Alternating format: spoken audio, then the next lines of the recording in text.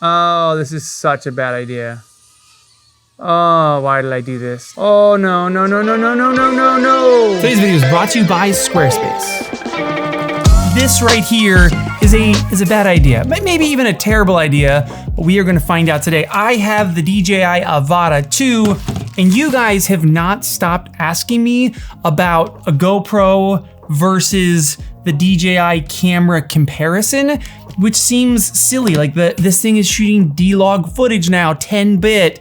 It looks pretty dang good, but I know in like the FPV world, pilots have relied on GoPro for so long, mainly for the stabilization options, the ability to shoot that full frame. I think on the older GoPros, you would do the 4x3 mode. On the new GoPro 11 and 12, you can do the 8x7 mode, but you can do a larger mode, shoot that flat profile, and then stabilize in post. And on the Avata 1 and the DJI FPV drone, the GoPro, it just looked a lot better than the footage that was coming out of the DJIs, so it made sense to mount a GoPro on top. But like mounting this on top of, you can see why this is a bad idea. So much so that the creator of this called this the bad idea mount.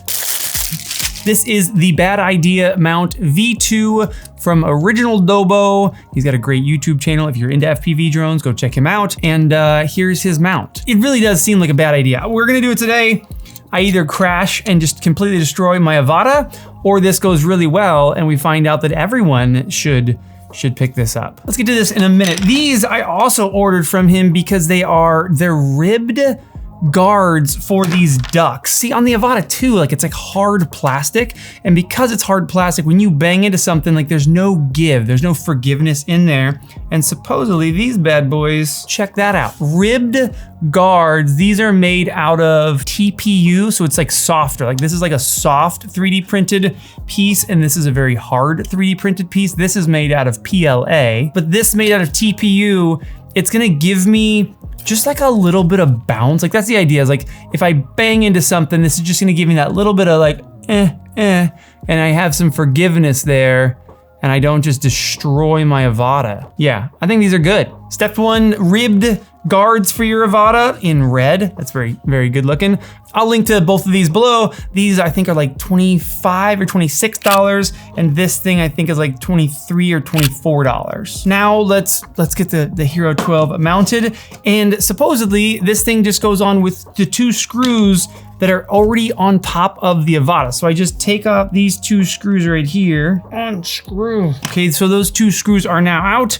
I think this thing, it goes this way. I put it on back here. I get it wide enough, and then it just slides up until this little bit clicks up here. Like that. That is like perfectly fit. And then I use those same 2 screws to just put it back together. This might be the end of my Avata. And that is a GoPro Hero 12 mounted on a DJI Avata 2. What a terrible idea.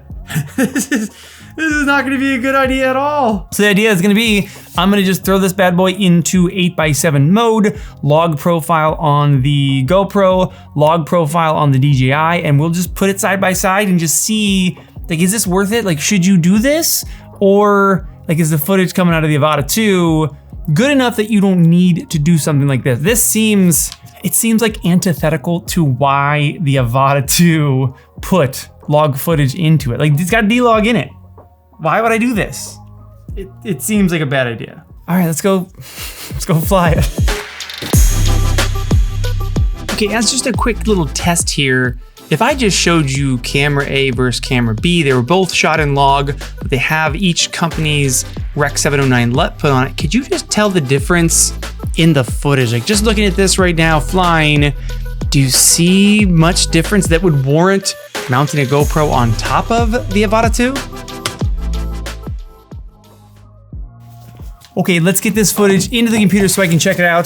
GoPro Hero 12 in 8x7 log mode versus Avata 2 DJI D-Log M in the Avata 2. And while that is importing, let me take one quick moment to tell you about the sponsor of today's video, Squarespace. Squarespace is the all-in-one website building platform that I have used for my photography business since, I think it's been like 11 years now. I've been saying 10 years, but I'm pretty sure it's been 11 years. And the reason I went with Squarespace back in the day was it's easy. It's easy to build a website that looks incredible with very little know-how of website design. I am a photographer, not a web designer, but I do have a very dope website because of Squarespace. And when I say it was easy back then, it's even easier now because now they have something called their Fluid Engine Design System, which basically means you can go in there, take one of their professional templates, swap in your info, swap in your photos. It already looks great, but now you can customize things, just drag and drop things. And the best part is there's a totally free trial. Go to the first thing in the description and go over to squarespace.com. Build out your entire website during the free trial. Go in there,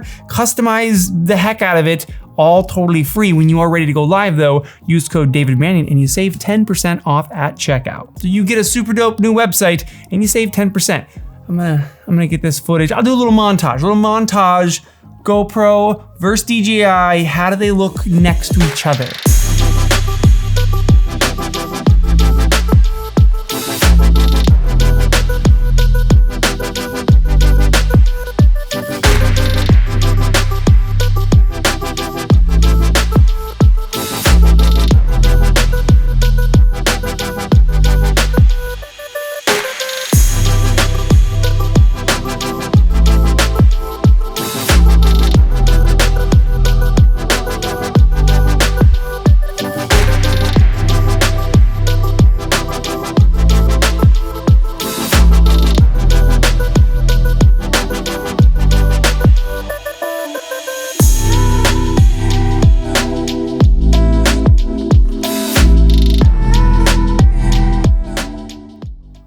Could you tell the difference at all between the two? I kind of couldn't. Like when I first played the footage and I set it up side by side, just played the log footage, I could clearly see that the GoPro is much flatter, much more desaturated. But once I put the Rec 709s on both of them, I was like, ah. Now let me throw a disclaimer on here.